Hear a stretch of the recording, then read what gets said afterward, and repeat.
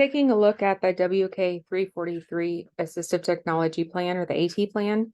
This is a form you can use if your agency does not already have an assistive technology plan and you're looking for somewhere to start, or if you just like this one and you want to adopt it instead of the one that you're using. So the 343 is fairly simple to use.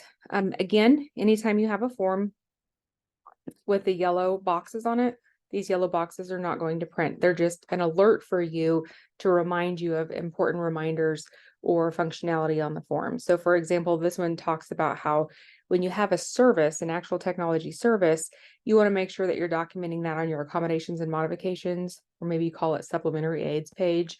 And then if it's something that requires consent, you'll want that on your PWN. So they've got frequency, location, duration. So these are just reminders to help you fill out the form. They won't print. The first section we come down to says student. It will fill in all of this demographic information for you. It's got the kid's ID number. The only reason that the attendance building and primary provider do not show on this example are because this is not a real student in a real database. This is just a demo.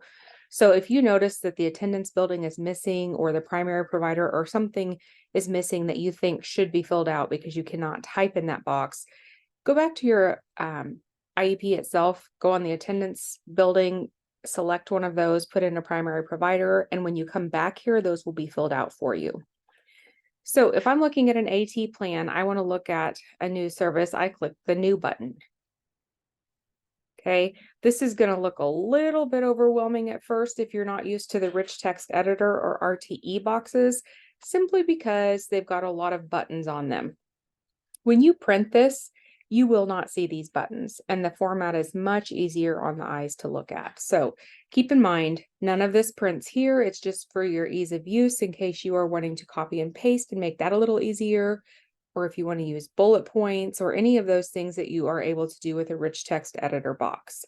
So the first column is for the technology required. So let's say that, and remember, these are things that are required, not something that would benefit the student, because we know a lot of students could benefit from technology, but what is it that the student requires in order to be able to access their curriculum? So let's say that we have a communication device, whatever that might look like, right? Complete sentences, bullet points, whatever you need to do. There's a lot of different things that you can do in here within these boxes. What is the technology used for? Maybe in this one, we use it for communication and conversation. And this is a demo. I would assume that you would type out a little bit more thoroughly what you would like to explain here. But when we come over here to frequency of use, how often does the student use that technology? Is it daily, during school? Is it only at lunchtime or snack time because they're just beginning to use the device? What is the frequency of use? And then location of use tells us what settings they use it in. Is it in every school building setting? Do we not take it to PE because there's a danger of it being broken? So you can put in here all settings. Maybe you say all settings except PE, whatever you want to type in these boxes, it is 100% up to you. This is just an example of how to type in those and how to use this. If you come down to the next section, we have an important part that is included called the student's perception of the technology.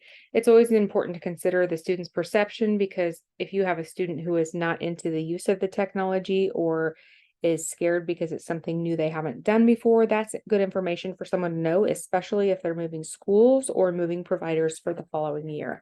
So you might want to describe how that student's perception of that technology might impact its use.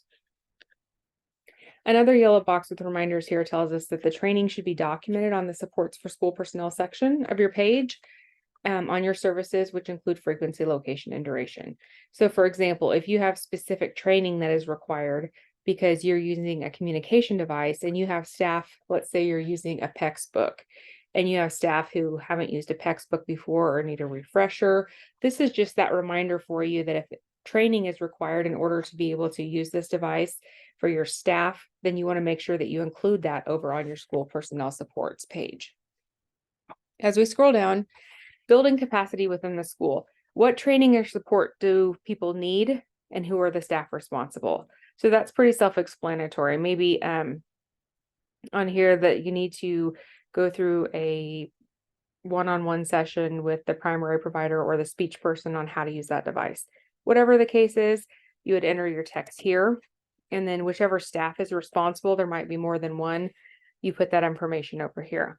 That way you can ensure that the training is being provided, you know who's supposed to provide it, and then again, a reminder to include that as one of the services on your special ed supports for school personnel section service page. Technology transfers we felt like were important because oftentimes you might have a kid going from school to school, or maybe they move from one district to the other district, and the discussion comes up as whether or not the technology is the student's technology, provided by the parent, it's purchased for the student by the school, or it's purchased for the school to stay at the school. So this is where you can kind of clarify that information as you're conducting your IEP meeting. Classroom to classroom transfers, what does that look like? Is that something that the student is going to carry it themselves? A para is going to make sure that it gets over to the other general ed or classroom teacher. The student's going to carry it themselves. Whatever the case is, you enter that information here. If the device or technology is going to be sent from the school to home, what is the method in which we are transporting that technology to ensure that it gets to where it's going? And then new school transfer, does that technology go with the student, or does it belong to the school? What does that look like? And if it transfers to the new school, how is that going to happen to ensure that the student has access to it at their new school building? At the bottom, we just have the AT plan review date. A lot of people put plans in place and forget to go back and review them. So at a minimum, you should look at this annually when you're doing your annual IEP. But if it's brand new technology, you may want to look at it after, 6 weeks or something in order to see if there's anything that needs changed. All right. So I'm just going to put a date in here, 23, right? Whatever date you plan to review it. If it's the annual date, you can put the annual date. And then at the bottom, there's just a checklist to make sure that this gets distributed to all the people who need to have it. So your checklist is, did you give a copy to the school nurse? Are the services documented in the IEP services section? Are they documented on the accommodations, modifications, supplementary aids and services section? And are the AT services documented on the PWN? So those are some reminders for you as far as procedures go. So this is the 343 Assistive Technology Plan. If you have any questions about how to use the 343, please send us an email. It's either Amber or Brian at WebKIDSS.org.